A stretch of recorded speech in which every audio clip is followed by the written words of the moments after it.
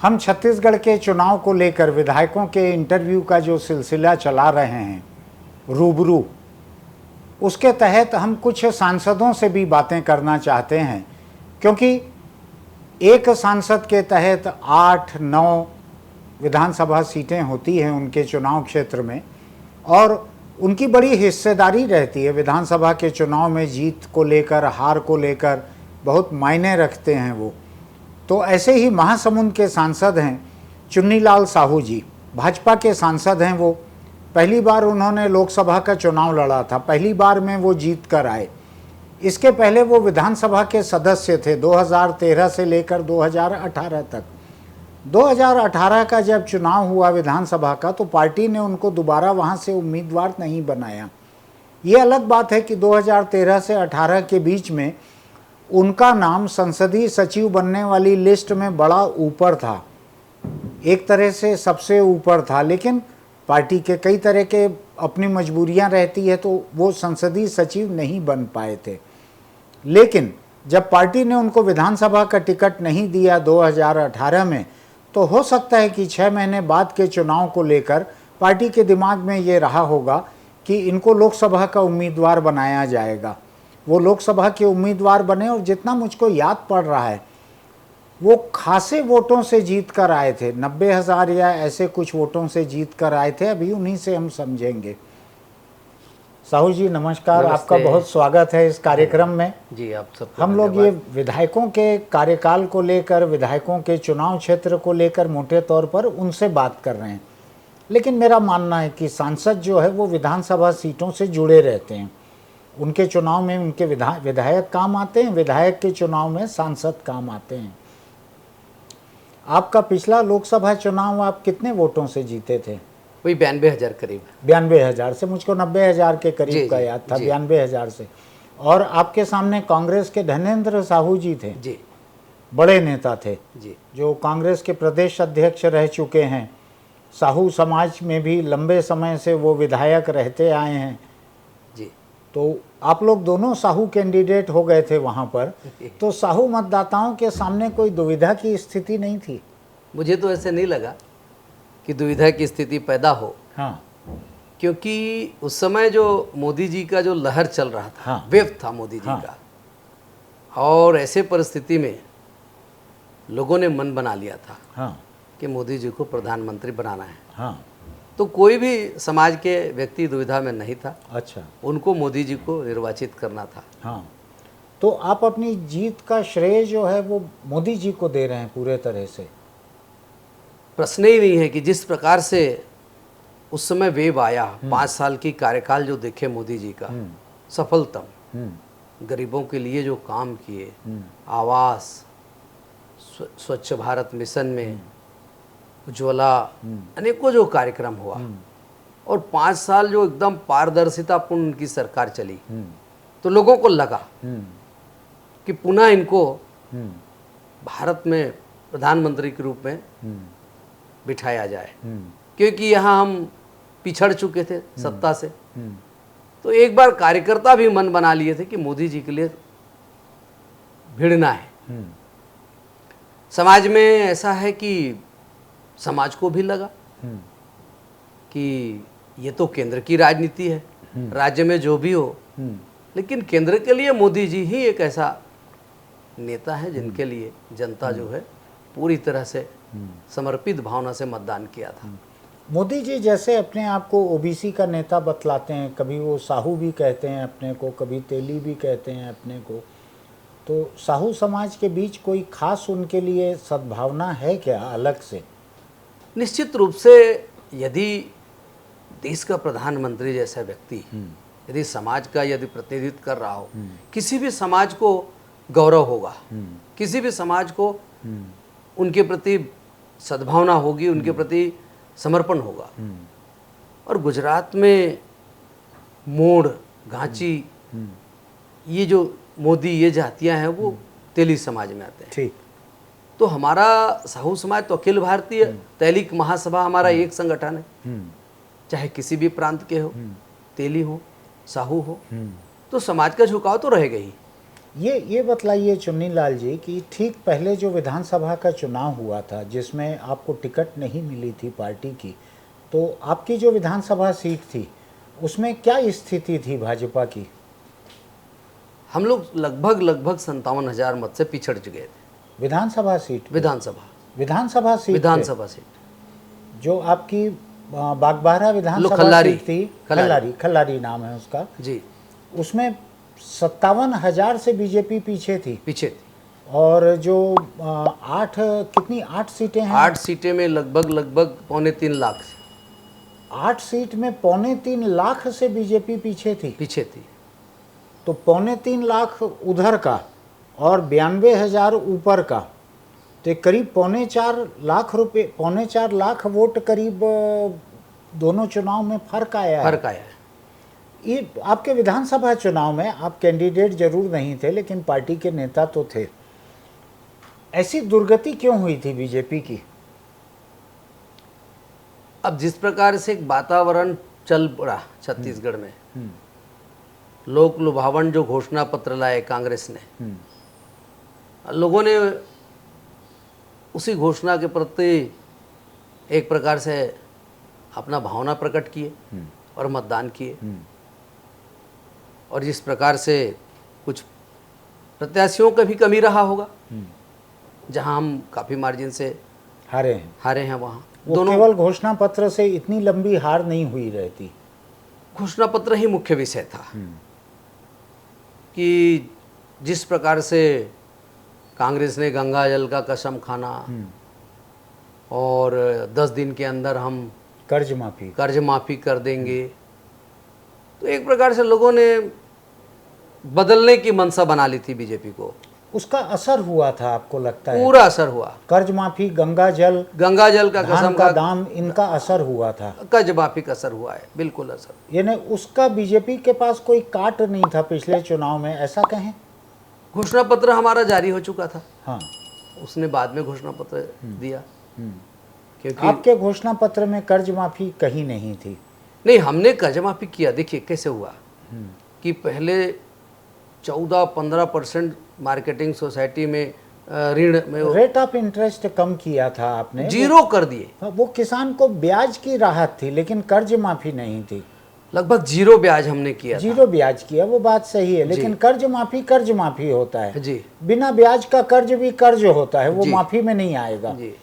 दूसरा मुझको ये बतलाइए, जिस विधानसभा क्षेत्र से खल्लारी से आप विधायक थे, वहाँ का आप ही बतला रहे हैं कि 57,000 से हार गई थी बीजेपी, नया कैंडिडेट जो भी रहा होगा। क्या वो आपके कार्यकाल के ऊपर भी किसी तरह का एक वो संकेत था कि आपका कार्यकाल विधायक के रूप में अच्छा नहीं था, तभी 57,000 से हारे? पूरे जिले में लगभग सभी विधानसभा को हम 50 से करीब हारे हैं। अच्छा, पूरे जिले सब जगह वही हाल था। पूरे चारों सीट पे लगभग 50 पे गए हैं, लगभग 50 के गए हैं चारों विधानसभा में। ठीक। हाँ, लोकसभा में मोदी जी की वजह से ये फर्क पड़ा कि करीब 4.25 लाख वोट का फर्क आ गया उसी लोकसभा सीट पे जी। जितना हारे थे आप उतना जीत गए वहाँ पे। ऐसा एक चीज़ मुझको बतलाइए कि उज्ज्वला योजना आपने अभी नाम गिनाया, मुझको ये सुनाई पड़ता है, आंकड़े सामने आते हैं खुद सरकार के दिए हुए, कि 40% ऐसे लोग हैं जिन्होंने दूसरा सिलेंडर भी नहीं लिया, एक सिलेंडर पे रुक गए, नहीं ले पाए वो। ऐसी क्या वजह हो सकती है? देखिए, कई लोग की परंपरागत तरीके से ही आज भोजन बनाते हैं।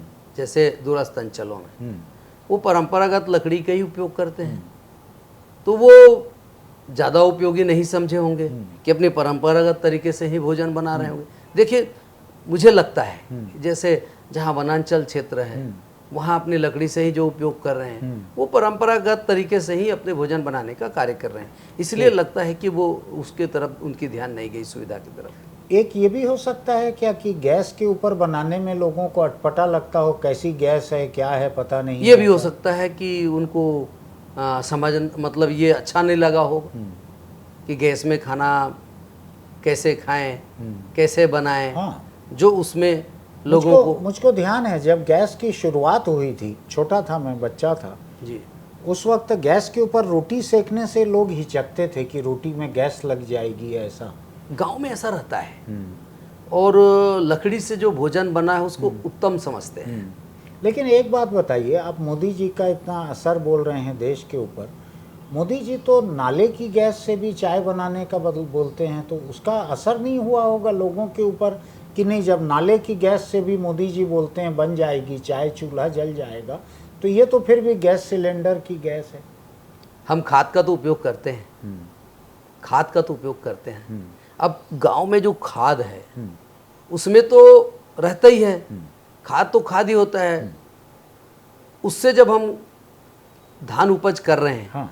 तो वो तो गैस के रूप में आ रहा है, और गैस के रूप में आएगा तो वो तो अलग बदल जाएगा स्वरूप।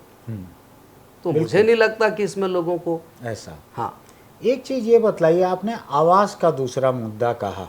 छत्तीसगढ़ में मुझको जो पता लगता है कि पीएम आवास, प्रधानमंत्री आवास योजना जो है, राज्य सरकार ने शायद उसको ठीक से लागू नहीं किया, उसके तहत मकान वगैरह नहीं बने।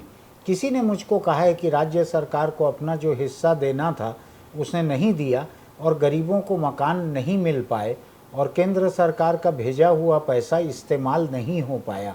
ऐसी स्थिति है क्या? निश्चित रूप से। क्या है ये मामला, थोड़ा देखो, समझाएंगे? किसी भी योजना में जो चलती है, आवास योजना में भी 60% राशि केंद्र सरकार से आना है, 40% राज्यांश राज्य सरकार को देना है। ठीक। इन्होंने अपने राज्यांश नहीं दिया। क्यों नहीं दिया ऐसा? अब हो सकता है यहाँ की कांग्रेस के सरकार को कि मोदी का असर और ज्यादा हो जाए। नहीं, लेकिन गरीबों को आवास देखिए, लेकिन मकान तो गरीबों को मिलता ना यहाँ के। मुझे वही तो समझ नहीं पा रहा हूँ यहाँ की केंद्र के सरकार को, कांग्रेस के सरकार को, हाँ। कि ये कांग्रेस जो बोलती है गरीबी हटाने का अनेकों बार बात की, लेकिन गरीबों के लिए जिस प्रकार से कुठाराघात हुआ, हाँ। गरीबों के साथ एक प्रकार से अन्याय हुआ है, मुझे लगता है कि गरीब जनता मौन है अभी। इस पे जरूर विचार करेगी। कितना मौन है गरीब जनता? बिल्कुल मौन है साहब, ऐसा? बिल्कुल मौन है। अच्छा, दूसरा मुझको ये बताइए, आप तो सांसद हैं जी। आप तो मुख्यमंत्री से मिलते भी होंगे किसी सार्वजनिक काम को लेके, अपने क्षेत्र की किसी मांग को लेकर। आपकी बात मुलाकात होती है भूपेश बघेल जी से? मेरी ऐसी मुलाकात नहीं हुई है। मेरी मुलाकात केवल सामाजिक कार्यक्रमों में, हाँ, मंचों तक हुई है। तो आप अपने क्षेत्र की, लोकसभा क्षेत्र की किसी मांग को लेकर उनसे नहीं मिले हैं? हम पत्राचार करते हैं, भेजते हैं मांग, पत्राचार करते हैं, भेजते हैं मांग को वहाँ तक, लेकिन मुलाकात नहीं हुई है? मुलाकात नहीं हुई। उन्होंने भी कभी सांसदों को बुलाया हो? कभी नहीं खाने बुलाया। पर या ऐसा? कभी भी। लेकिन पहले सांसदों को बुलाने का साहब, उनके मंत्री जाते हैं, हाँ। उनके प्रभारी मंत्री बैठक लेते हैं, हाँ। सांसदों को तो कभी पूछा ही नहीं जाता। इतना कहना चाहिए, एक सोच, ऐसा सोच किसी सरकार में नहीं रहा होगा।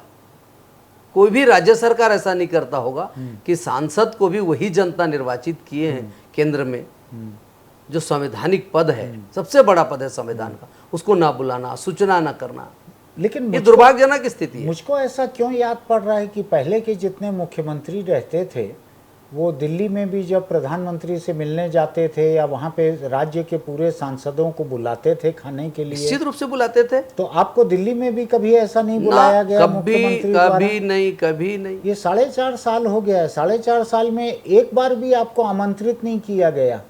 नहीं, कभी नहीं। वो अपने व्यक्तिगत कार्यक्रमों में बुलाए गए वो हों, अलग बात है। लेकिन किसी भी, जैसे उनके प्रवास हो रहा है मान लो, और अब तो और की बात, प्रोटोकॉल भी मेंटेन नहीं करते। बताएं एक सांसद का क्या प्रोटोकॉल होता है? जिस प्रकार से इस पद की गरिमा को गिराया गया इस सरकार के द्वारा, दुर्भाग्यपूर्ण स्थिति। अपन मुख्यमंत्री को थोड़ा सा किनारे रख दें तो जो पंचायत और ग्रामीण विकास मंत्री थे टी.एस. सिंहदेव जी पहले, तो ये उसी में आता था ना प्रधानमंत्री आवास जी। तो कभी उनसे आपने बात की कि साहब ये गरीबों को मकान दिलवा देते आप लोग, ये पैसा उनका प्रवास हुआ था महासमुंद में, रखा था, और उन्होंने तो लिखा था और इस्तीफा देने से पहले। हाँ, क्या था वो तो उन्होंने लिखा था कि हम नहीं दे सके, हाँ, गरीबों को जो आवास मिल रहा है, हाँ, हम नहीं दे पाए। हाँ, उन्होंने पत्र में लिखा था, हाँ, और मैं ये पंचायत ग्रामीण विभाग को छोड़ रहा हूँ। हाँ, उसी मुद्दे को लेके उसी मुद्दे को करके लिखा है। वही खास मुद्दा था उसका। वही खास मुद्दा था। हाँ, क्योंकि मुझको ठीक से याद नहीं है, वो इतना याद है कि कुछ चिट्ठी उन्होंने लिखी नहीं, उसी थी। विषय को लिखे, ऐसा उसी विषय को लिखे ये कि गरीब उनके उस मंत्रालय को छोड़ने की मुख्य वजह यही प्रधानमंत्री आवास में सरकार का न करना था। ना करना, गरीबों के साथ अन्याय। ऐसा हो सकता है वो गरीबों के साथ जो अन्याय हुआ हाँ। उनसे नहीं रहा गया होगा हाँ, कि मैं अन्याय कर रहा हूँ, लेकिन उनको उन्होंने- पश्चाताप हुआ होगा। लेकिन उन्होंने पूरा इस्तीफा तो नहीं दिया था, एक मंत्रालय के मंत्री तो बने रहे थे। वो शायद पश्चाताप आधा रहा होगा। आधा रहा है, स्वास्थ्य विभाग था उनके पास। हाँ, और अब उप मुख्यमंत्री बन के फिर पश्चाताप से अब उबर गए होंगे, इतना समय निकल गया है। आश्चर्य का विषय है कि जो व्यक्ति मुख्यमंत्री बनने के लिए जिनके साथ बातें हुई, हाँ। 50-50 की बातें हुई, उनको उप मुख्यमंत्री बनाना, हाँ, राजा साहब कैसे स्वीकार किए वो स्वयं जाने। नहीं, मैं दूसरा कह रहा हूँ। वो तो एक कांग्रेस पार्टी के अपने घर की बात हो गई, अपन उसको थोड़ी देर जी। के लिए छोड़ भी दें। हालांकि आप जो बात बोल रहे हैं कई लोगों के मन में है, मेरे भी मन में है, लेकिन मैं उसको आपके इलाके तक सीमित रख रहा हूँ मेरी बातचीत को अभी। जी, तो मैं इस बात को लेकर हैरान हूँ कि गरीबों के मकान नहीं बन पा रहे हैं, इसलिए उन्होंने छोड़ा था मंत्रालय, वो निश्चित विभाग। पत्र तो वैसे ही लिखे थे, पत्र तो वैसे ही लिखे थे, है ना, लेकिन वो मकान तो नहीं बन पाए। नहीं बन पाए। लेकिन अब वो एक प्रमोशन पा गए हैं खुद, प्रमोशन पा गए हैं। और मकानों का, गरीबों को मकान का प्रमोशन नहीं मिल पाया है, नहीं मिल ऐसी पाया, स्थिति है। बिल्कुल नहीं मिल पाया। तो आपको लगता है कि ये आवास वाला मुद्दा जो है ये चुनाव में मुद्दा बनेगा? यानी अभी अपन विधानसभा की बात कर रहे हैं। निश्चित रूप से अभी हमारे कार्यकर्ता हम सब सभी नेता गांव-गांव गए, आवास मोर अधिकार, ये हमारा नारा था, मोर आवास मोर अधिकार। इसको लेकर के गए, लोगों के मन में आक्रोश है कि आखिर गरीब ने इस सरकार का क्या बिगाड़ा है कि गरीब के लिए ही ये क्यों हो रहा है। ये लोगों में जनाक्रोश है। ऐसा, हाँ, तो ये आपको लगता है विधानसभा चुनाव में ये सामने आएगा? निश्चित रूप से सामने आएगा। तो आपको लग रहा है कि 15 से कोई 2-4 सीटें बीजेपी की इस बार बढ़ सकती हैं? सरकार बनने वाली है साहब, निश्चित रूप से भारतीय जनता पार्टी की सरकार बनेगी। थोड़ा ज़्यादा बड़ी बात नहीं है सरकार बनने का अंदाज लगाना? निश्चित रूप से आप देखते जाइए, जो इस सरकार की जो कार्यशैली है, जो भ्रष्टाचार जो इन लोग कर रहे हैं, जिस प्रकार से बातें आ रही हैं, सभी प्रकार से APSC का घोटाला, युवा आक्रोश है, गरीब आक्रोश है, कर्मचारी दुखी हैं, आप इसका रिजल्ट आएगा भारतीय जनता लेकिन मैं जो सुनता हूँ उसके हिसाब से किसान और खेतीहर मजदूर जो कि किसानी से जुड़ा रहता है, ये लोग खुश हैं। इनको धान का दाम सबसे ज़्यादा मिल रहा है जो बीजेपी ने कभी नहीं दिया। इनकी कर्ज माफ़ी हुई जो बीजेपी ने कभी नहीं दी। ये दो चीज़ें तो मुझको सुनाई पड़ती हैं। इसका फायदा भूपेश बघेल की सरकार और पार्टी को नहीं मिलेगा? देखो, अब 143 रुपया तो केंद्र सरकार ने भी समर्थन मूल्य बढ़ाई, कितनी बड़ी राशि 143 रुपया। हाँ, लेकिन ये तो ये उससे ज़्यादा दे रहे हैं ना। उसके बाद नहीं, लेकिन वो जो 2500 में तो 2200 तो हमारी केंद्र की है, मान लिया, लेकिन 300 रुपया तो राज्य का है। देखिए, लेकिन अभी और इसमें कुछ योजनाएं बनेंगी, समय आने पर सारी बात सामने आएगी और निश्चित रूप से भारतीय जनता पार्टी भी विचार करेगी और जनता में जो आक्रोश है उस आक्रोश को हमारी पार्टी के प्रति लाने के प्रयास करेगी। देखिए, 90 की विधानसभा में 15 पे आ जाने के बाद भी अगर विचार नहीं करेगी तो फिर 4 रहेगी, वो ऐसी नौबत आएगी। नहीं, देखिए, फिर लोकसभा में 9 सीट आना, वो तो मोदी के जिम्मे है। वो फिर वो भूपेश बघेल से नाराजगी से नहीं आ गई वो सीटें, नहीं, लेकिन फिर भी जनता में जो आक्रोश है भाई, उनके साथ नहीं, जो तो केंद्र की योजनाएं, मैं वही समझना चाह रहा हूँ साहू जी कि जनता का जो आक्रोश है उसका एक बहुत बड़ा हिस्सा तो किसान है जो अभी आक्रोशित नहीं है, अभी खुश है। भूपेश बघेल की सरकार से खुश दिखता है गांव का किसान मजदूर। ऐसा नहीं है। देखिए, किसान सभी खुश हैं, ऐसा नहीं है कि इन्होंने कर्जा माफ केवल सहकारी संस्था का किए, बड़े बैंकों का नहीं किए। हाँ, लेकिन शायद 70% लोगों का हो गया, अधिकांश लोगों का वही था, लेकिन बड़े बैंकों का नहीं किए। और अनेकों ऐसे विषय हैं, इन्होंने जो पॉलिसी बनाया धान खरीदी का, मेड़ को काट देना, अनेकों प्रकार से बात है। ऐसी बात नहीं है कि सब खुशी है। लेकिन घर में पैसा तो गया किसान के। जितना ऑटोमोबाइल की बिक्री छत्तीसगढ़ में हुई है, ये तो पूरे देश में देखने नहीं मिली कहीं पे इतनी। देखो, कोई भी योजना बनी शुरुआत में, हमारी भी सरकार रही, हमारी भी योजना बनी, हमारी योजना में भी लोग लाभ उठाए, लेकिन समय समय पे जनता जो है अब मुझको एक बात बतलाइए, आपके पार्टी के भीतर इन दो मुद्दों पे सुगबुगाहट चल रही है कि नहीं? कि एक कि धान के समर्थन मूल्य में कांग्रेस के मुकाबले कुछ न कुछ करना पड़ेगा बराबरी का टक्कर देने के लिए, नहीं तो फिर पार्टी हारेगी। दूसरा, क्या कर्ज माफी या इस तरह की किसान को फायदा पहुंचाने की कोई योजना, क्या ऐसी कोई चर्चा आप लोगों के बीच होती है? देखिए, घोषणा पत्र बनेंगे और वो घोषणा पत्र होगा और यहाँ छत्तीसगढ़ के जनता के अनुरूप होगा। निश्चित रूप से किसी न किसी रूप में कैसे भी करके हम जनता के हित में, जनता के कैसे छत्तीसगढ़ का विकास हो, छत्तीसगढ़ के जनता को ज़्यादा से ज़्यादा कैसे हम लाभान्वित करें, ऐसी घोषणा पत्र होगी। उसका लाभ बिल्कुल भारतीय जनता पार्टी को मिलेगा। इन्होंने तो जो कसम खाया गंगा जल का, शराब आज देखो किस कदर छत्तीसगढ़ में गांव गली कुचे कहाँ नहीं बिक रहा है, युवा वर्ग ऐसे फंसा है इस। लेकिन इन्होंने गंगा जल की कसम शराबबंदी के लिए नहीं खाई थी। इन्होंने गंगा जल की कसम जो खाई थी, मैं उसका वीडियो देख रहा था अभी। गंगा जल की कसम इन्होंने खाई थी, कर्ज माफी हम 10 दिन के भीतर करेंगे। उस समय RPN सिंह जो हैं केंद्रीय गृह राज्य मंत्री थे, शायद वो यहाँ आए थे, अभी शायद वो आपके पार्टी में चले गए हैं। उन्होंने यहाँ गंगा जल की कसम दिलाई थी, अभी वो आपकी पार्टी में हैं। तो उन्होंने ये कसम केवल 10 दिन के भीतर हम कर्ज माफी करेंगे, इसके बाद उन्होंने गंगा जल छोड़ दिया था। नहीं, लेकिन 36 जन घोषणा पत्र में उसमें तो ये शामिल है ना। 36 घोषणा पत्र में शामिल है ना। हाँ। तो अब तो क्या समझे, घोषणा पत्र ही तो बोलेंगे ना। लेकिन घोषणा पत्र बनाया, उसके बाद एक एक चीज को पढ़ते गए उन लोग। लेकिन घोषणा पत्र में मुझको ध्यान पड़ रहा है, आपकी पार्टी के घोषणा पत्र में हर आदिवासी को एक गाय दी जाएगी, ये घोषणा पत्र में था। पहले सरकार में जब पहली बार हमारे छत्तीसगढ़ में सरकार बनी, गाय देने की प्रक्रिया प्रारंभ हुई। उसके बाद बैल देने की प्रक्रिया प्रारंभ हुई। किसान बंधुओं के कई जो आदिवासी किसान बंधु बोले कि बैल दिया जाए, ऐसे लोगों से प्रस्ताव आया, फिर बैल जोड़ी दिया गया, गाय के एवज में बैल जोड़ी दिया गया। गाय तो इतने जल्दी खत्म हो गई क्योंकि गाय सप्लाई का ऑर्डर जिन लोगों को दिया गया था, सप्लायरों को, उन्होंने देश से ढूंढ ढूंढ के जो सबसे बीमार मरियल गाय थी, केवल उन्हीं को ला के सप्लाई किया था यहाँ पे, जिनके खुर की बीमारी थी, कोई और बीमारी थी। मुझको याद है उस समय खबरें आती थी और रमन सिंह की सरकार डर गई थी कि अरे ऐसे ही गाय अगर चारों तरफ बांटेंगे हम लोग तो बदनामी बहुत होगी, तो योजना को ड्रॉप कर दिया था। तो आप नहीं, लोगों देखो, यहाँ पूरा खेतीहर लोग हैं, यहाँ के किसान, तो उन्होंने पहला प्राथमिकता तो बैल की है। नहीं, घोषणा तो गाय की थी घोषणा, लेकिन लोगों के मांग के अनुसार, किसानों के मांग के अनुसार, जो छोटे छोटे किसान हैं वो ज्यादा उपयोगी बैल को समझे, तो बैल इसलिए बदले उसको। नहीं, कहाँ चली बैल की योजना? आपको चला है, बिल्कुल चला है। ये पहली सरकार में कुछ समय चली हो तो चली हो, मुझको तो बाद में बैल याद नहीं पड़ा। बैल चली ना, चली पूरी योजना चली, पूरी 5 साल चली। गाय के बाद बैल की योजना चली। अच्छा, हाँ, बैल की योजना चली, बैल देना शुरू किया। अब मैं एक दूसरी चीज़ और समझना चाहता हूँ। कल यहाँ पे महासमुंद से, आपके इलाके से, एक किसी स्कूल के बच्चे आए थे माँ बाप के साथ में।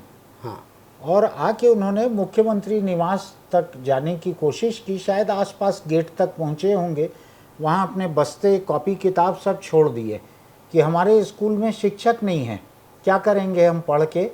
उनके माँ बाप कुछ गुस्से में बोल रहे थे कि हमारे बच्चे के गोबर बीन के 2 रुपए में बेचेंगे, इस तरह की कुछ बात कर रहे थे। ये आपके ही इलाके की बात है, क्या है ये मामला? मुझे भी अखबार के माध्यम से और व्हाट्सएप के माध्यम से पता चला, अमलोर गांव जो दूरस्थ सिरपुर जो है, हाँ, सिरपुर से दूरस्थ आदिवासी गांव अमलोर, वहाँ के बच्चे आए थे। और ये बड़ा दुखद घटना है कि मुख्यमंत्री से, चलो मुख्यमंत्री ना मिले, अपने विभागीय मंत्री को तो भेज सकते थे, शिक्षा मंत्री को, क्या बात है सुन ले, ना मिलना, ऐसे तिरस्कार करना। एक तरफ ये सरकार ढोंग कर रही है कि हम अंग्रेजी माध्यम के स्कूल चला रहे हैं, ये चला रहे हैं। आप जाके देखिए गांव के स्कूलों में शिक्षक नहीं है, गांव के स्कूल की बुरी हालत है। रमन सरकार के समय जो स्कूल खोली गई, हाई स्कूल खोली गई, अभी भी बिल्डिंग नहीं है, भवन विहीन है, दुर्गति है गांव के स्कूलों नहीं की। तो ये इसलिए तो नहीं है कि रमन सरकार ने ऐसी खोलने की घोषणा कर दी जिसके बिल्डिंग के लिए बजट में प्रावधान ही नहीं था, स्कूल की घोषणा कर दी, भवन आज तक नहीं बन पा रहा है। देखिए, स्कूल की तो घोषणा होती है, भवन तो बाद में आता है। हाँ जहां उपयोगिता हुई, जहां उपयोगी समझे, वहां स्कूलों की व्यवस्था की गई। जैसे मेरे खलारे विधानसभा में बड़े दूरस्थ अंचल, आदिवासी अंचल में हाई स्कूल नहीं था, बाग बाहर आते थे 2500-300 किलोमीटर से, ऐसे जगहों पे हाई स्कूल शुरुआत की गई। अच्छा। हाँ, और वहां दूसरे सत्र फिर चुनाव आ गया, बजट में था, बजट में शामिल किया गया, लेकिन ये सरकार आने के बाद बजट अपने बदल दिए। तो ये मुझको बताइए, आप तो सांसद हैं, आपके प्रतिनिधि भी होंगे वहाँ पे अलग अलग विधानसभा क्षेत्र में, गांव के लोग जो हैं यहाँ रायपुर मुख्यमंत्री निवास तक पहुँच गए, आपसे संपर्क उन्होंने नहीं किया कि हमारे यहाँ टीचर नहीं है, सांसद महोदय आप कुछ कीजिए, ऐसा क्यों हुआ कि आपसे संपर्क नहीं किया? हमारे से संपर्क नहीं हुई, न कार्यालय में भी मैं पता किया तो कार्यालय से भी संपर्क ये नहीं किया। क्यों ऐसी स्थिति हुई है? कोई ऐसी रायपुर और महासमुंद की दूरी ज्यादा नहीं है। अच्छा, जहाँ पे वो थे वहाँ से जितनी देर में महासमुंद नहीं, महासमुंद से रायपुर लगातार बसें सुविधाएं हैं। उनके मन में आया होगा कि छत्तीसगढ़ के मुखिया बड़ी बड़ी बात कर रहा है, हाँ। शिक्षा के लिए उन्हीं से जाके मिले, हाँ। कि आत्मानंद स्कूल, अंग्रेजी माध्यम, ये, लेकिन गांव की हालत ये है, जाके अवगत कराएं उनको। ये आत्मानंद स्कूल का क्या है, वहाँ पे क्या असर है इसका? देखिए, एक जगह खोल शुरुआत किए हैं, सारे बच्चे तो पढ़ नहीं पाएंगे ना, सारे बच्चे 150 बच्चे पढ़ेंगे, लेकिन गांव की क्या स्थिति है? असली शिक्षा तो गांव में चाहिए। गांव के गरीब जो खेतिहर मजदूर, उनके बच्चे को पढ़ाना चाहिए, उनको पढ़ाएं। खेतिहर मजदूर के बच्चे पढ़ेंगे, उनको भी तो अधिकार है। खेतिहर मजदूर तो भी चाहता है मेरा बच्चा पढ़े, अच्छा आदमी बने, नौकरी मिल जाए, व्यवसाय कर ले, तो हमको तो काम वहाँ करने की जरूरत है। ये आत्मानंद में कितने फीसदी बच्चे पढ़ पाते होंगे? कितने पढ़ेंगे? 2-3% बच्चे आएंगे, सिलेक्टेड बच्चे आएंगे। तो ऐसा हो रहा है क्या कि आत्मानंद में एक भी कुर्सी खाली नहीं रहना चाहिए टीचर की, सब पद भरना चाहिए, सब सुविधा रहनी चाहिए, बाकी स्कूलों का जो हाल होना है बिल्कुल वैसे बुला लिया गया है। अच्छे अच्छे शिक्षकों को स्कूलों से बुला लिया गया है, ग्रामीण विद्यालय के। ऐसा? हाँ, यानी जो बाकी स्कूल हैं वहाँ से अच्छे टीचर्स को आत्मानंद बुला लिया गया है, और गांव के स्कूलों को बेहाल छोड़ दिया गया है, बदहाल स्थिति है। यानी मैं कई जगह की तस्वीरें भी देखता हूँ अखबारों में जी, कि खिड़की नहीं है, छत नहीं है, पानी गिर रहा है, बच्चे बैठे हैं, फर्श टूटी हुई है। क्या ऐसी खराब नौबत है क्या? बहुत ही स्थिति खराब है। गांव में आप जाएंगे, भवन नहीं मिलना, भवन है तो टूटा हुआ। सबसे बड़ी चीज़ शिक्षकों की जिस प्रकार से अभाव है, जिस प्रकार से वही हर साल तो लोग शिक्षक रिटायर हो रहे हैं। हाँ। उनके वजह में भर्ती प्रक्रिया बिल्कुल बंद है। लेकिन ये शिक्षा कर्मी वगैरह जो भर रहे थे ये कहाँ भर रहे हैं? अच्छा, अभी नहीं भर रहे? बिल्कुल नहीं के बराबर है। तो यानी स्कूल में शिक्षकों के बहुत सारे पद खाली हैं, ऐसा आप कह रहे हैं? बहुत सारे पद खाली हैं, जो जैसे गणित है, अंग्रेजी है, विज्ञान है, इन विषयों के शिक्षक ग्रामीण अंचल में अभी भी अभाव है। तो सरकार ने आत्मानंद स्कूलों को अपना प्रतिष्ठा का प्रश्न बना लिया है, तो वहाँ सब सुविधा है, बाकी जगहों की सुविधा की वैसी फिक्र नहीं है? बिल्कुल फिक्र नहीं है।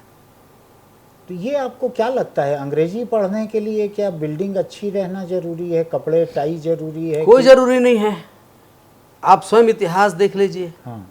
यदि कोई प्रतिभावान बच्चा है, वो गांव से भी पढ़ सकता है, गांव के स्कूल में पढ़ सकता है, गांव से पढ़ के हो सकता है।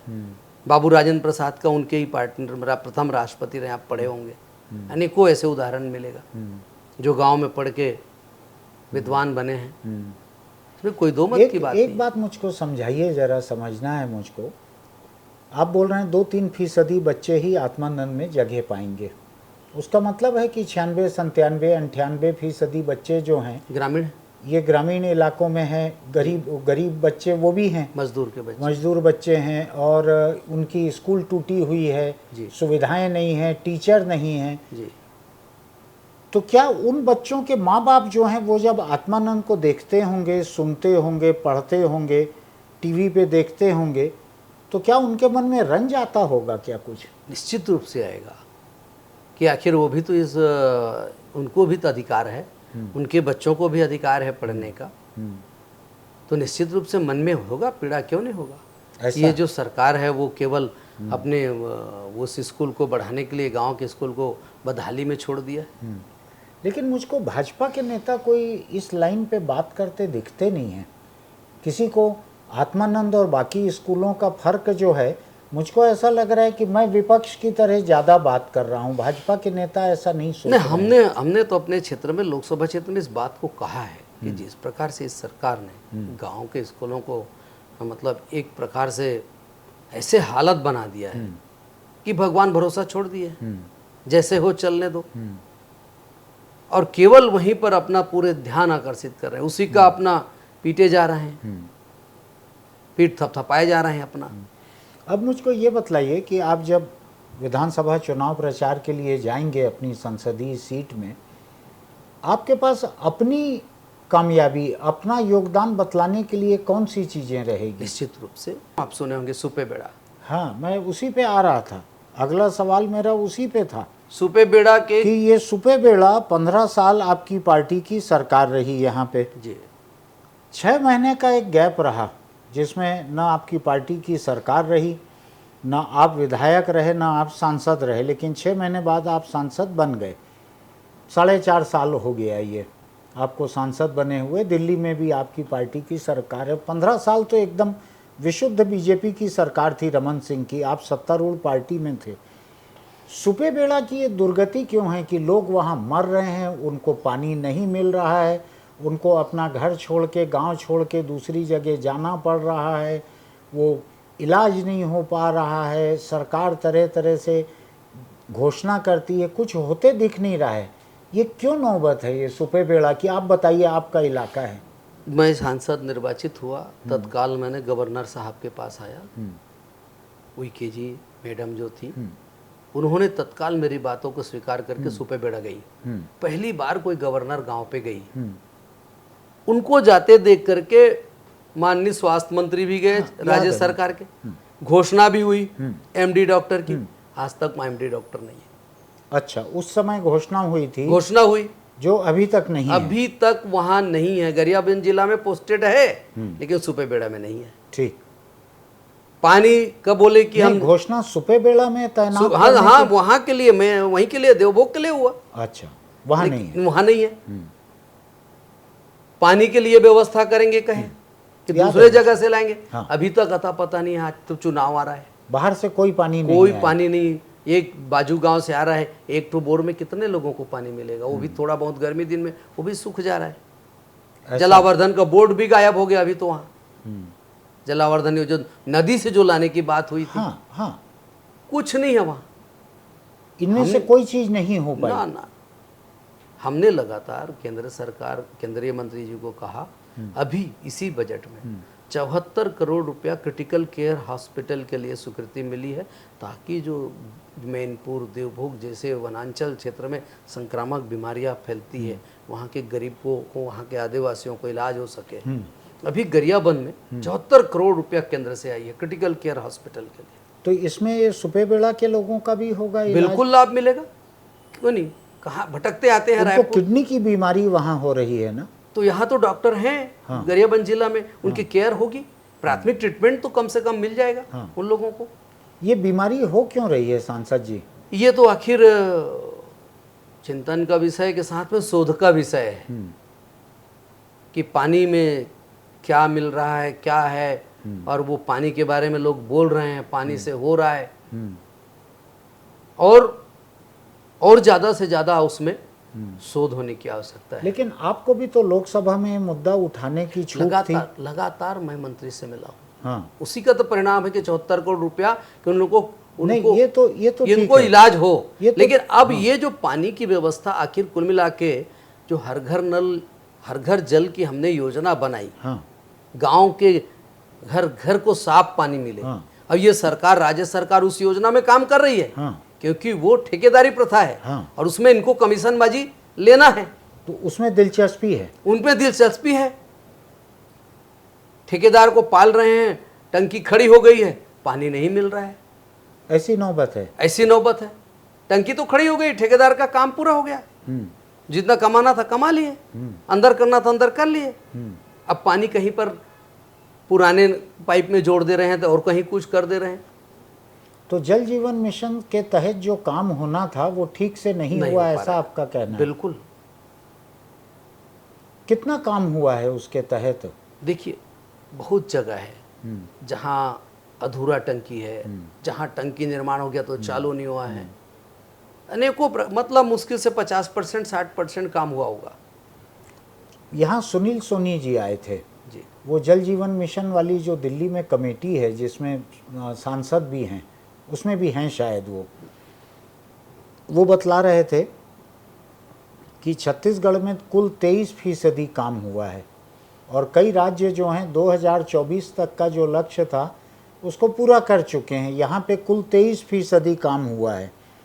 मुझको भी यहाँ रायपुर में बैठकर मुझको इस जल जीवन मिशन में बड़े भ्रष्टाचार की खबर सुनाई पड़ती थी।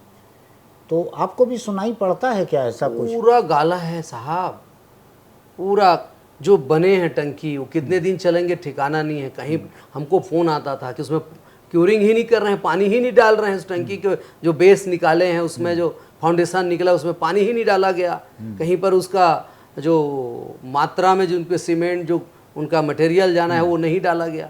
पूरी भेड़ चढ़ी है वहाँ भ्रष्टाचार। ऐसा ये सुपे बेड़ा वाला, मैं एक चीज़ को जानना चाहता हूँ कि वहाँ बीमारी क्यों हो रही है? आपने केंद्रीय स्वास्थ्य मंत्री से इसकी जांच करवाने के लिए कहा क्या?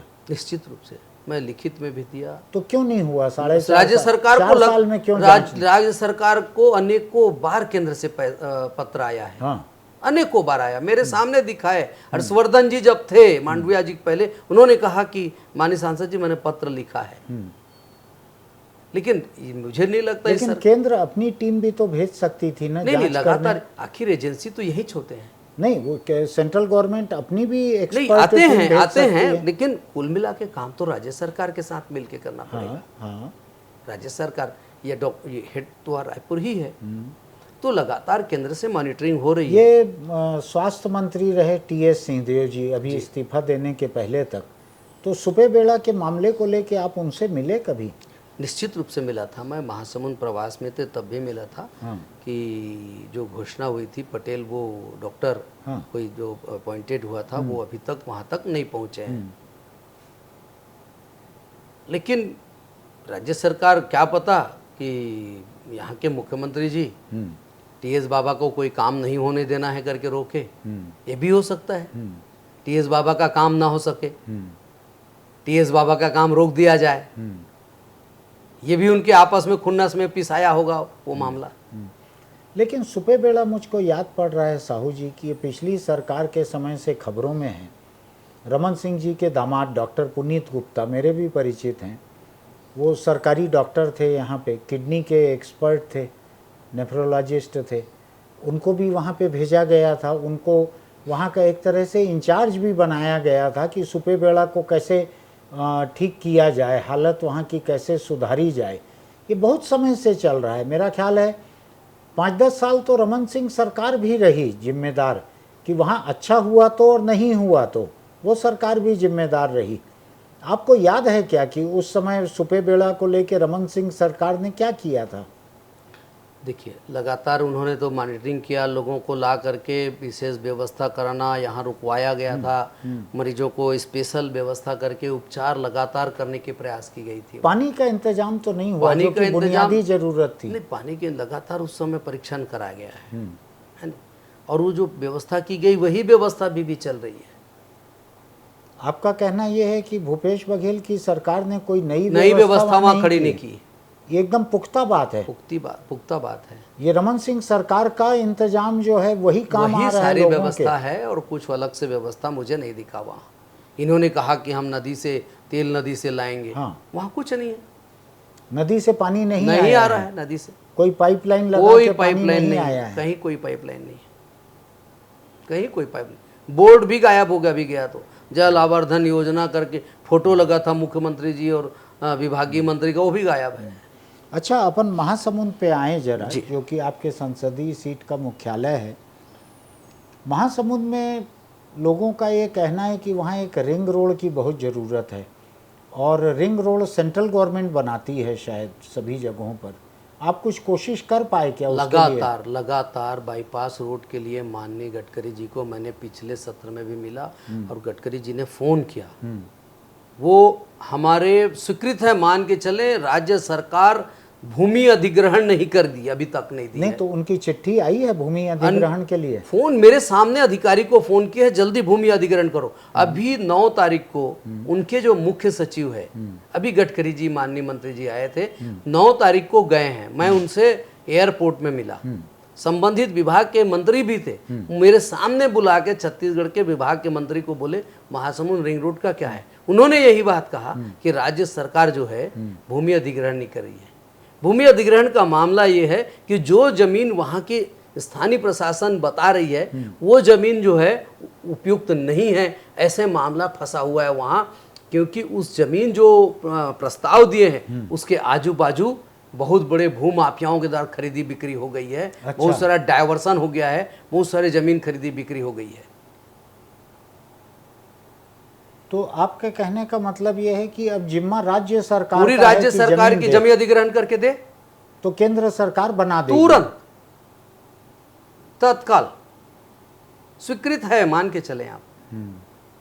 उनके एजेंडा में है कि हर नगर पालिका नगर निगम को बाईपास किया जाएगा।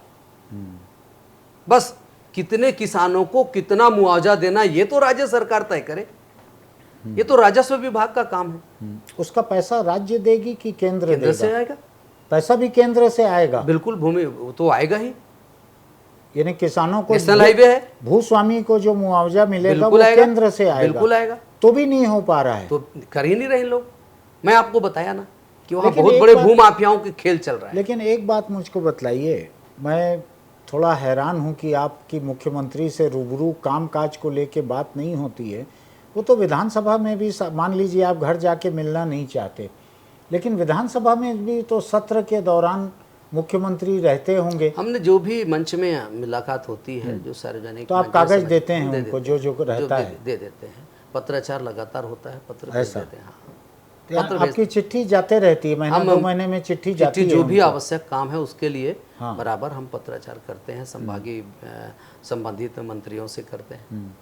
अब ये बतलाइए कि आपकी संसदीय सीट में जितने विधायक हैं उसमें कांग्रेस के कितने हैं और भाजपा के 3 हैं, कांग्रेस के 5 हैं।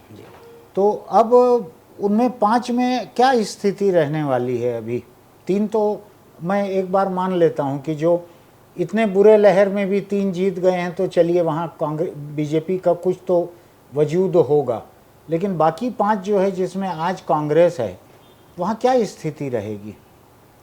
लगभग सभी सीट हम जीतेंगे। ऐसा? महासमुंद के 4 सीट जो हम पिछले बार पिछड़े थे, वो 4 सीट में हमारे राजिम तो हम जीत चुके हैं।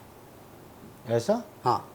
ये किस हिसाब से कह रहे हैं राजिम जीत चुके हैं? वहाँ जनाक्रोश है, वहाँ जनता के, उनके जनप्रतिनिधि छोड़ के बीजेपी में आ रहे हैं। नहीं, वहाँ जनाक्रोश किसके लिए है? वहाँ स्थानीय विधायक के खिलाफ में। कौन है विधायक? अमितेश शुक्ला जी। अच्छा, उनसे नाराजगी है लोगों की? पूरे क्षेत्र में नाराजगी उनसे। किस बात को लेके नाराजगी है? अब हो सकता है वो रहते नहीं। अच्छा, जाते नहीं है वहाँ क्षेत्र में? और जाते हैं तो अपने व्यक्तिगत लोगों के पास बैठते हैं। हाँ। और उनके कांग्रेस के लोग ही उनसे दुखी हैं। तो आपका कहना है 8 सीट में सबसे ज्यादा नाराजगी राजिम में है? पूरी। ऐसा? हाँ। वो तो श्यामा महासमुंद भी लगभग आप मान के चलिए कि जिस प्रकार से वहाँ के विधायक के खिलाफ में कांग्रेस के लोग ही अनेकों प्रकार से बातें आती हैं। ऐसा? लेकिन मैं उनसे बात कर रहा था विनोद चंद्राकर जी से, तो उनका कहना था कि उन्होंने मेडिकल कॉलेज वगैरह के लिए बहुत काम किया। आप बताइए साहब, मेडिकल कॉलेज राज्य सरकार कैसे खोलती? तो जाके अनेकों जिला में खोल लेते। ये 3 मेडिकल कॉलेज जो खुला है, प्रधानमंत्री जी के आकांक्षी जिला में खुला है, उनको इतना ज्ञान नहीं होना चाहिए। अच्छा, महासमुंद आकांक्षी जिला में इसलिए खुला है? इसलिए खुला है। कांकेर आकांक्षी जिला है इसलिए खुला है, कोरबा आकांक्षी जिला है इसलिए खुला है। ठीक। तो ये प्रधानमंत्री जी की आकांक्षा क्या है इन जिलों? आकांक्षी जिला के मतलब ये है कि उन जिलों में जो परफॉर्मेंस है किसी न किसी रूप में, जो सुविधाएं हैं उसमें कमी आई तो उसको अन्य जिलों के तुलना में हम लेबल में लाए। जैसे महासमुंद, तो रायपुर, महासमुंद पिछड़ा हुआ गिन रहे थे वो। देखो पिछड़ा नहीं, हाँ, उसको पिछड़ा नहीं कहेंगे, चूंकि रायपुर से अलग हुआ है महासमुंद। अब रायपुर राजधानी बन गया, अच्छा। तो राजधानी होने के कारण तेजी से विकास हुआ रायपुर जिला में, हर विभाग की गतिविधियां बढ़ी, बनिस्पत महासमुंद में गतिविधियां कम लगी। ये कब बना महासमुंद जिला?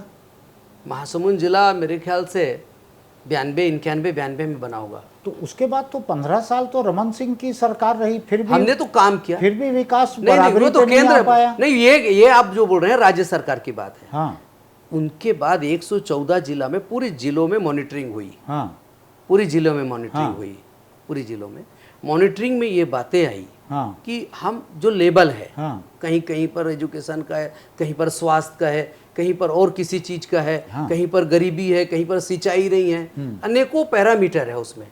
उस पैरामीटर में वो तो वो नीचे है, वो थोड़ा सा रायपुर से कम नजर आया। मान लिया। अब मैं धमतरी थोड़ा सा डेवलप है। हाँ, अब मैं उसी को समझना चाह रहा हूँ कि 15 साल रमन सिंह की सरकार रही लगातार, लेकिन वो रायपुर से पीछे रह गया महासमुंद। ऐसा क्यों हुआ? क्योंकि पीछे रहने का मतलब यह है कि जो रायपुर में रहे, रायपुर पूरा जिला मुख्यालय रहा, इसलिए वो नया पूरा ढांचा तैयार करना। ठीक है, लेकिन 15 साल बहुत समय होता है। आप बताइए, वहां पर विद्याचरण जैसे लोग सांसद रहे, अजीत जोगी सांसद रहे, श्यामाचरण सांसद रहे, वहां कॉलेज नहीं रहा कभी। महासमुंद में सारे कॉलेज जो है डॉक्टर रमन सिंह के समय आया। माघबहरा में science college doctor Raman Singh के समय आया। जितने विकास दिख रहे हैं, वहां कृषि महाविद्यालय डॉक्टर रमन के समय आया, वेटनरी कॉलेज डॉक्टर रमन के समय आया। लेकिन उसके बाद भी आकांक्षी जिला बनाने की जरूरत पड़ी प्रधानमंत्री को वहां पे। अब देखिए, और जिलों की तुलना में आखिर सर्वे तो करेंगे ना, रायपुर की तुलना में हम महासमुंद का करेंगे ना। लेकिन आप भी 5 साल वहां के विधायक रहे रमन सिंह के आखिरी कार्यकाल में। 5 साल रहे ना आप विधायक वहां के, तो इन 5 साल में भी मेहनत से वो बराबरी पे नहीं आ पाया रायपुर के। देखियो, इसका पैरामीटर अलग है, इसको हम एकाएक किसी एक चीज पे तुलना नहीं कर सकते। अच्छा। जिस प्रकार से आपको अनेकों बार बात सामने आती है कि वहाँ अल्प वर्षा हो रही है, लगभग 10-12 साल से वर्षा नहीं हो रही है महासमुंद जिले। अच्छा। कालाहंडी का प्रभाव है वहाँ, खास करके बागबाहरा पिथौरा एरिया में। वो भी एक कारण हो सकता है, अल्प वर्षा कारण गरीबी है। अच्छा। अल्प कारण किसानी पिछड़ा हुआ है। ये बतलाइए मुझको, अल्प वर्षा होती है तो वहाँ पे इरिगेशन का कोई प्रोजेक्ट 15 साल में नहीं बनवा पाया? डॉक्टर रमन सिंह ने एक बढ़िया प्रोजेक्ट बनाया वहाँ माघबारा, मेरे विधानसभा में। एक कोमा खान में कांदाजरी नदी में डायवर्सन बना, उसमें 17 गांव सिंचाई होता। इसने पूरी चौपट कर दी इस 4 साल में, अभी तक नहीं बन पाई। ये सरकार ने नहीं, तो वो तो रमन सिंह हमने उसको शुरुआत की। हाँ। डायवर्सन बना, पैसा स्वीकृत हुई, नहर नाली बना शुरू हुआ, वो वहीं पड़ा हुआ है, धरा बना। तो अभी 4 साल में नहीं हुआ, कुछ नहीं कर पाए। वो 2 साल में 1 साल का काम बचा हुआ था मात्र। जब हमारी वहां पे सरकार के बाद 1-1.5 साल में उसको हो जाना था। ये तो एक और स्वीकृत हुआ वहां पर एक तेंदुकोना से लगा हुआ, बजट में आया, वो भी गायब हो गया। सिंचाई पे तो इन्होंने कभी भी ध्यान ही नहीं दिया है। तो ये जो विनोद चंद्राकर हैं महासमुंद के विधायक, ये तो संसदीय सचिव भी हैं, तो ये काम नहीं करवा पाते हैं इस सरकार में अपने इलाके का। अब दिख तो रहा है साहब क्या स्थिति है। ये बात बतलाइए मुझको, मैं थोड़ा सा समझना चाहता हूँ इसको। कांग्रेस और भाजपा के नेताओं के बीच में बातचीत के रिश्ते रह गए हैं कि नहीं रह गए हैं? देखिए, जहाँ पर आवश्यक है बात तो करना पड़ेगा, बात करनी पड़ेगी। जहाँ पर आवश्यकता है मंत्रियों की, वहाँ पर तो जाना पड़ेगा। हाँ। क्यों नहीं जाएंगे, क्यों नहीं बात करेंगे? बात तो करनी पड़ेगी। नहीं, आप जैसा कह रहे हैं कि मुख्यमंत्री से नहीं हुई मुलाकात काम नहीं, को लेकर। काम को लेकर हमने जब भी उनसे मुलाकात सार्वजनिक मंचों में हुई है और उन्होंने कभी सांसदों को बुलाना आवश्यक नहीं समझे, तो हम अब पत्राचार कर रहे हैं। मैं किसी एक को जिम्मेदार नहीं ठहरा रहा हूं, मैं तो केवल एक आम नागरिक। देखिए, आप हम तो देखो, हमारा एक पत्र जाना पर्याप्त है। कार्रवाई होनी चाहिए कि नहीं? कार्रवाई होनी चाहिए। उचित माध्यम जो है जहां पर देना है। जैसे कई बार ये भी रहता है कि पत्र तो हम तो बिल दे, हमने अभी राजिम में, अब आपने बात सही छेड़ा, राजिम में माननीय मुख्यमंत्री जी थे, 7 जनवरी को माननीय विभागीय मंत्री जी थे। अच्छा। मैंने राजिम के विकास के लिए प्रसाद योजना में राजिम को जोड़ा जाए। राजिम प्रयाग है, तीर्थ है छत्तीसगढ़ का, केंद्र सरकार की योजना है प्रसाद योजना, जिस बमलेश्वरी को करोड़ों रुपया आया, 55-56 करोड़। अच्छा। हाँ, कोई जवाब नहीं है, तब कैसे करोगे? तो वो पैसा सेंट्रल गवर्नमेंट से ही सेंट्रल गवर्नमेंट से आता है, लेकिन मास्टर प्लान तो राज्य सरकार को बना के देना है। दिन नहीं भेजे, कोई जवाब ही नहीं आया माननीय मंत्री जी का, उनके विभागीय मंत्री भी तो बैठे। आपने लिख के दिया था उसको? मैं 5,000 लोग सामने मांग किया माइक से कि मैं आग्रह करता हूं कि राजिम को योजना बना के भेजा जाए। हाँ। तालियां बजी लोगों अच्छा, को। अब आप एक बात बताइए, अच्छा कि आपने राजिम का शुरू किया बात। आज प्रदेश में ऐसा लगता है कि भूपेश बघेल की सरकार और कांग्रेस पार्टी ये बीजेपी से ज़्यादा बड़ी हिंदू हो गई है। आप लोग तो ठीक है अयोध्या में एक ठोक मंदिर बना रहे हो, लेकिन इन्होंने माता कौशल्या का मंदिर बना दिया। आप लोगों के पास राम है तो इनके पास राम की माँ है, और राम वन गमन पथ वो पूरा टूरिस्ट सर्किट डेवलप हो रहा है, और गाय गोबर गोमूत्र गोठान ऐसी कई योजना ये चला रहे हैं। अच्छी चल रही है नहीं चल रही है मुझको नहीं मालूम। क्या आपको ये नहीं लगता कि बीजेपी के हाथ से हिंदुत्व के बहुत सारे मुद्दे कांग्रेस ने ले लिए हैं? ऐसा नहीं है, ये इनका दिखावा है। इनके मुख में राम बगल में छोरी वाले हैं। घर में जो बातें हो रही है उसको खाना पूर्ति कराने का प्रयास कर रही है। उसमें कोई हिंदुत्व के मुद्दा को छीनने वाली बात नहीं है। और गाय गोबर और गोठान तो आप स्वयं जा रहे हैं, क्या गति दुर्गति है। आप जाओ रोड में, क्या हालत है गाय की। लेकिन आपका इशारा जिस तरफ है ना, मैं नाम लेता हूँ, आप नहीं ले रहे हो, मैं ले रहा हूँ नाम। भूपेश बघेल के पिताजी जो हैं नंद कुमार बघेल जी, ये भूपेश बघेल जब राजनीति में आए उससे पहले से उनकी अपनी एक सोच है, सामाजिक सोच है, धार्मिक सोच है, बहुत पुरानी है, और वो हिंदू धर्म छोड़ के बौद्ध भी हो गए हैं। तो भूपेश बघेल के काबू में रहते हों, उनके मातहत रहते हों, उनके नियंत्रण में रहते हों, ऐसा बिल्कुल भी नहीं है। नियंत्रण के सवाल नहीं है। देखिए देखिए बातें जिस प्रकार से आती हैं लोगों के बीच में कि ये सरकार के केवल उनके नाम नहीं, इनके नेतागण क्या कहते हैं, दिग्विजय सिंह ने क्या कहा, हाँ। और इनके नेता क्या कहते हैं। हाँ। देखिए किस प्रकार से एक प्रकार से दिग्विजय की बात मैं मानूंगा, आप जब जोड़ रहे हैं भूपेश बघेल से कि भाई वो उनके पार्टी के नेता हैं, मुख्यमंत्री रहे यहाँ के। छत्तीसगढ़ अविभाजित मध्य प्रदेश में रहा है, और दिग्विजय सिंह का जिस प्रकार से बयान आया हिंदुत्व के, और मतलब जिस प्रकार से हिंदुत्व के भावनाओं के खिलाफ बोला गया, उसको हो सकता है लिपापोती करने के लिए या धोने का प्रयास कर रहे हैं। ये निश्चित रूप से हो सकता है कि इनके जो कांग्रेस के बड़े बड़े नेता जिस प्रकार से बोले, अनेकों बार बोले, चाहे राम को काल्पनिक कहें, जिसको कुछ भी कहें, अनेकों बार वहाँ के लिए सुप्रीम कोर्ट के दरवाजा गए। जो 5 कांग्रेस के विधायक हैं वहाँ पे जी, उसमें से एक का आपने बतलाया कि अमितेश शुक्ला जो हैं उनसे बहुत नाराज हैं वहाँ के लोग, उनकी विधानसभा सारे लोगों से बनस्पत उनसे ज़्यादा नाराजगी है। हाँ। लेकिन आपको महासमुंद जो है, हाँ। वो भी किसी से छुपा नहीं है, अपना सरायपाली भी किसी से नहीं छुपा है। हाँ। यहाँ क्या नाराजगी है विधायकों से? यहाँ जिस प्रकार से रेत में जिस प्रकार से पूरी खदान जिस अवैध चल रही है, अच्छा, महासमुंद में अच्छा, रेत की खदान की जिस प्रकार से अवैध कारोबार है, हाँ, जिस प्रकार से वहाँ की आपस में विवाद, अभी एक अनेकों विवाद पैदा हो रहे हैं। अच्छा। आपस में खींचतान जिस प्रकार से हो रही है आपस में, महासमुंद शहर में जिस प्रकार से वातावरण को खराब करने का प्रयास हो रहा है, वो जिस प्रकार से रेत की जो है जगह जगह अवैध चला रहा है कारोबार, इससे लोगों में नाराजगी है। और महासमुंद में किए क्या है अलग से बताएं वो, आप बताइए।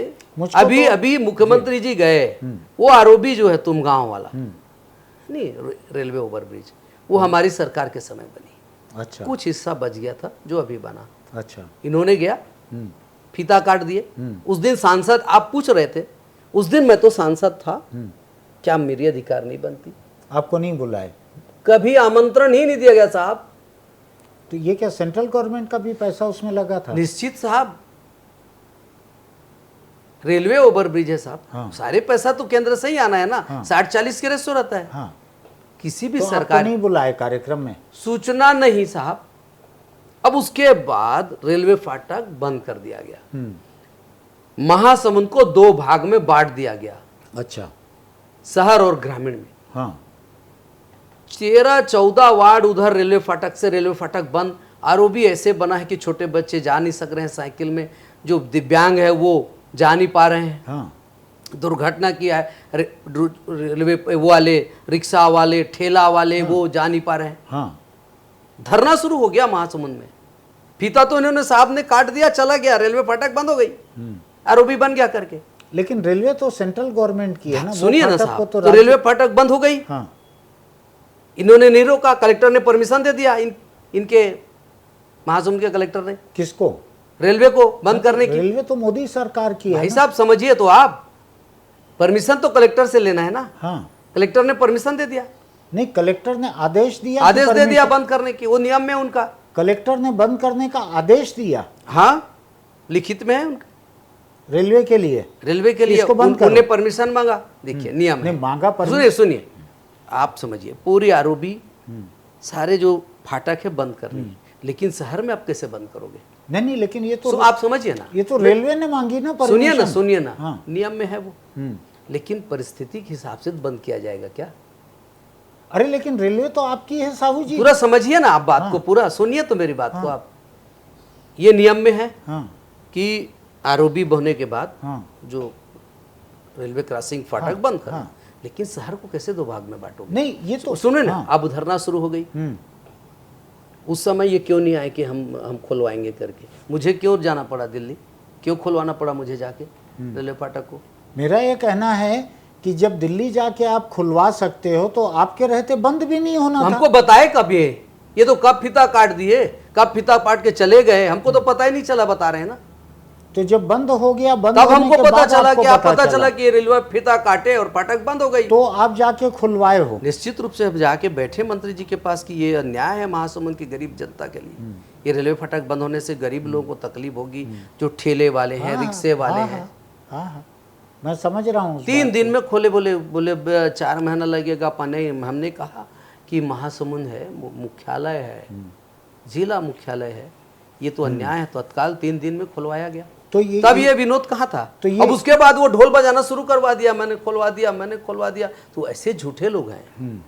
आप मेडिकल कॉलेज की बात किए साहब, मेडिकल कॉलेज आप भी जानते हैं कैसे खुलता है, कहाँ से परमिशन मिलती है। लेकिन उन्होंने मेरे को कहा कि मेडिकल कॉलेज में डेड बॉडी नहीं मिल रही थी, मैं अपने जेब के पैसे से मुर्दा खरीद के लाया। हे भगवान, हाँ ये तो राज्य सरकार की काम है, ये विनोद की काम नहीं है। हाँ लेकिन उस ये तो राज्य सरकार की काम है। उनकी सरकार के फेल्योर को खुद बता रहे हैं कि हमारी सरकार फेल है। हाँ ये तो खुद, वो तो विभागीय मंत्री है ना। हाँ। वो पैसे से लाए तो कुछ भी करे। अब भूपेश बघेल कहे यहाँ मुर्दा नहीं है, मैं पैसे से करूँ, ये तो हास्यास्पद बात है। हाँ लेकिन जो कहा उन्होंने नहीं, वो बता तो रहा। हास्यास्पद, ये तो दुर्भाग्य है ये ऐसे बात करना।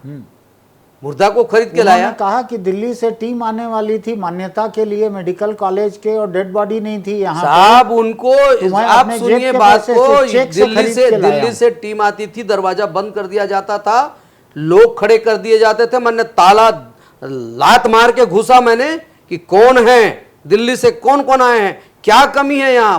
पत्रकार लोग मेरे साथ गए, पत्रकार लोग मुझे बुलाए, और पत्रकार का अध्यक्ष मेरे साथ गया।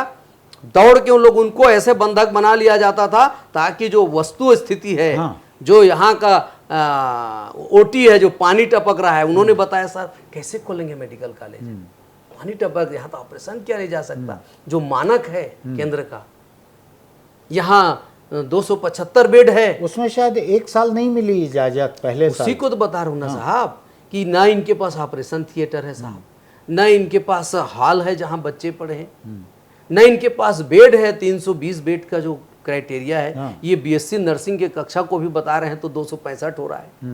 केवल बेड को हम बाजार से खरीद लिए और लगा दिए, कोई डिपार्टमेंट ना हो, बिस्तर लगा दे किसी हाल में। अभी क्या स्थिति है? अब 300 बेड तत्काल भर्ती किए। जिस दिन दिल्ली की टीम आई, वही बात बता रहा हूँ, उतने ही समय आदेश जारी हुआ। दिल्ली की टीम 11 बजे गई है, शाम को 5 बजे आदेश जारी हो रहा है, अमुक डिपार्टमेंट की इसकी नियुक्ति, अमित डिपार्टमेंट की। ये तो राज्य सरकार की है ना, वहां पर नियुक्ति करना।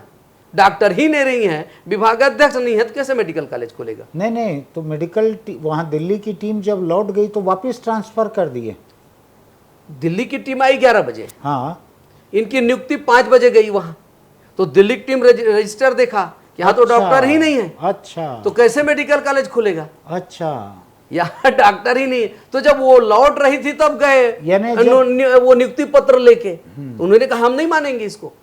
यानी जो विजिट खत्म हो गई तो ये चिट्ठी लेके गए, चिट्ठी लेके जा रहे हैं, विजिट चल ही रहा था, शाम हो गया था और चिट्ठी लेके गए, तो कैसे मानेंगे हम इसको? हम इसको अनुपस्थित लिखेंगे, हम प्रेजेंट नहीं लिखेंगे। आप 11 बजे आते तो हम प्रेजेंट लिखते। ये तो दिल्ली की टीम के भय में आकर के वो नियुक्ति दी गई ना। तो वो लोग अभी हैं वहाँ पे कि भाग गए हैं? वो लोग हैं, ज्वाइन किए, फिर बाद में ज्वाइन किए हैं। फिर उसके बाद मैं गया मनसुख भाई मांडविया के पास, मैं आग्रह किया, निवेदन किया कि कैसे भी करके 2 सीट को घटा के 100 सीट करके प्रारंभ किया गया। फिर इसका ढोल बजाना शुरू। इतने नहीं, तो अब इस चुनाव में आपको आसार क्या दिखता है? महासमुंद निश्चित रूप विधायक से महासमुंद सीट हम जीत रहे हैं। ऐसा? भारतीय जनता पार्टी महासमुंद सीट जीत रही है। लेकिन वहाँ जो आपके डॉक्टर विमल चोपड़ा हैं, वो तो कभी पार्टी छोड़ के लड़ लेते हैं, कभी पार्टी के तरफ विमल से लड़ते चोपड़ा हैं। एक कार्यकर्ता है, कार्यकर्ता के रूप में आया है, काम करेंगे। भारतीय जनता पार्टी जिसको टिकट देगी वो चुनाव लड़ेगा। हाँ, लेकिन- कोई विमल के भरोसा नहीं चलेगी ना। नहीं, लेकिन फिर अगर वो पार्टी छोड़ के लड़ लेंगे चुनाव तो क्या होगा? तो भी भारतीय जनता पार्टी जीतेगी चुनाव। ऐसा? हाँ, तो भी विमल चोपड़ा यदि छोड़ के चले जाते हैं तो भी भारतीय जनता पार्टी चुनाव जीतेगी महासमुंद। और वो इंडिपेंडेंट लड़ लें बागी होके तो भी तो जीतेगी। भी जीतेगी भारतीय जनता पार्टी इस बार महासमुंद। तो ये आपको पूरे स्टेट में ऐसा माहौल दिख रहा है क्या? नहीं, मैं अपने क्षेत्र में घूम रहा अपने हूँ, मेरे लोकसभा क्षेत्र में। बाकी जगह का कोई सुनाई पड़ा क्या आपको कि प्रदेश में क्या हाल नहीं, मैं दिख रहा अपने है? अपने लोकसभा क्षेत्र में निरंतर संपर्क में हूँ। गांव में रहता हूँ, गांव में रह के काम कर रहा हूँ। मैं सामान्य परिवार से हूँ, छोटे किसान घर से हूँ। मैं आज भी किसानी करता हूँ, आज भी खेतों में, आज भी मैं सुबह 6 बजे उठा हूँ, अपने खेत के मुही बांध के फिर उसके बाद रायपुर आया हूँ। अच्छा, हाँ, तो अभी खेती करते हैं आप? निश्चित रूप से खेती करता हूँ। खुद भी करते हैं? खुद करता हूँ खेती। 3 एकड़ जो है मैं स्वयं करता हूँ। उसमें से 1.5 एकड़ को मेरे पिताजी के समय ऑर्गेनिक करते हैं हम। अच्छा, गोबर की खेती है, मतलब हमारे पिताजी इस समय न जाने कब से कर रहे हैं, जो हम अपने घर में यूज करते हैं के लिए, वो हम खुद करते हैं उसको। मेरे को पता रहता तो मैं 2-4-5 किलो चावल निश्चित मेरे लिए पहुंचाएंगे लाने आपके। बोल- हाँ, निश्चित रूप से, मजाक कर रहा हूं निश्चित मैं। रूप निश्चित रूप मजाक कर रहा हूँ मैं। जी। इस साल तो हमने नगरी दुबराज ढूंढा, इसका बीज खत्म हो गया था। मैं धमतरी गया, वहाँ से जो भारत सरकार ने पेटेंट की है नगरी दुबराज, उसका बीज लाया हूँ। अच्छा, जी, ये नगरी दुबराज जो है इसका बीज वहाँ दिल्ली में मिल रहा है? पेटेंट कर लिए भारत सरकार ने, पेटेंट कर लिए। तो बीज कहाँ मिला उसका? मैं धमतरी से लिया। अच्छा, धमतरी से हाँ, धमतरी कृषि विभाग से।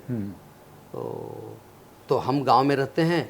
तो अब अपन इस पे आए कि 2022 का जो चुनाव होना है 6 महीने बाद में, जी, इसमें आपके यहाँ महासमुंद लोकसभा सीट में 8 सीटें हैं जी, विधानसभा की। जी, 3 बीजेपी के पास है, 5 कांग्रेस के पास है। निश्चित। तो अब क्या रहेगा? 3 और 5 का 5 और 3 हो जाएगा। सारे 8 सीट जीतेंगे साहब। आप एकदम कांग्रेस के लिए कुछ भी नहीं छोड़ेंगे क्या वहाँ? महासमुंद जिला ही ऐसे है, जीतते हैं 4 सीट, हारते हैं 4 सीट। अच्छा, ऐसा मिजाज है ऐसे इसका? मिजाज है महासमुंद जिला का। अच्छा, जिताती है 4, हराती है 4। आप रिकॉर्ड देख लीजिए। ऐसा? हाँ, ये बड़ा दिलचस्प बता रहे हैं। दिलचस्प बात है। तो ये लोकसभा में भी ऐसा होता है क्या कि लोकसभा में पिछली बार जो जीता था? नहीं, पिछले 2 बार 3-4 बार से तो लगातार भारतीय जनता पार्टी जीत रही है। 2 बार चंदूलाल जी जीते, 1 बार हमारे पक्ष में आई। उसमें तो अभी तक कोई चेंज नहीं हुआ है। ये बतलाइए, चंदूलाल साहू जी जब लड़े थे, जब अजीत जोगी उनके खिलाफ लड़े थे, तो मुझको ध्यान है जोगी जी कहीं से ढूंढ के 5-7 चंदूलाल साहू ले आए थे खड़ा कराए और सभी को कैंडिडेट बना दिए थे। बनाए थे। तो नाम देख के ही लोग धोखा खा जाएं कि कौन से वाले चंदूलाल साहू को देना है, अगर निशान को न समझें तो आपके खिलाफ अभी चुन्नीलाल साहू दूसरे ऐसे नहीं मिल पाए क्या? क्या पता, उनको पता। कांग्रेसी जाने, क्या पता ढूंढे नहीं ढूंढे या ना मिल पाए, वो उनकी बातें हैं। लेकिन उस समय जोगी जी थे ना, जब आप लोकसभा चुनाव लड़े, बिल्कुल वो कैंडिडेट नहीं थे वहां से? जोगी जी कैंडिडेट थे? नहीं, मैं चुनाव लड़ा तब कोई कैंडिडेट तब नहीं थे। उस समय धनेंद्र साहू थे। तो धनेंद्र को ये तरकीब नहीं मालूम थी कि आपके नाम के कुछ लोग और खड़े किए जाएं? क्या पता, अब जोगी जी और उनके में क्या पता। तो साहू जी, मेरी शुभकामना आपके साथ है, आपके इलाके के जितने विधायक अच्छा काम कर रहे हों, जहां आपने अच्छा काम किया हो उन सब जगहों के वोट आपको मिले, दूसरी किसी पार्टी के लोग अच्छा काम कर रहे हैं उनको वोट मिले, अच्छे लोग विधानसभा पहुंचेंगे तो विधानसभा और सरकार दोनों अच्छी बनेगी। तो हम फिर चुनाव तक एक बार कभी मिलेंगे आपसे। आपने बड़ी दिलचस्प बातें कही, बहुत मज़ा आया मुझको, और मुझको उम्मीद है कि आपके इलाके के लोगों को, छत्तीसगढ़ के लोगों को इसको देखने में भी मज़ा आएगा। हम फिर मिलते हैं, बहुत धन्यवाद। तो अभी मैं महासमुंद के लोकसभा सदस्य, निर्वाचित लोकसभा सदस्य चुन्नीलाल साहू जी के साथ में था। उनसे आपने उस पूरे इलाके की बातें सुनी, और भी कुछ बातें उनसे हुई हैं। देखते हैं कि विधानसभा चुनाव के समय उनकी कही हुई बातें कितनी सही साबित होती है, नहीं होती है। ये भी यूट्यूब पर रहेगा रिकॉर्ड में, आप भी उस दिन तुलना कीजिएगा। मेरे सवाल, उनके जवाब सब रिकॉर्ड में रहेंगे आपके सामने। हम अगले किसी मुलाकात में, जो ये सिलसिला है रूबरू के तहत सांसदों और विधायकों से बातचीत का, हम किसी और विधायक या सांसद के साथ रहेंगे अगली बार। तब तक के लिए मुझको इजाज़त दीजिए। अगर आपको हमारा ये वीडियो अच्छा लगता है तो इसको सब्सक्राइब कीजिए, नोटिफिकेशन की बटन दबाइए, इसकी कोई फ़ीस नहीं है।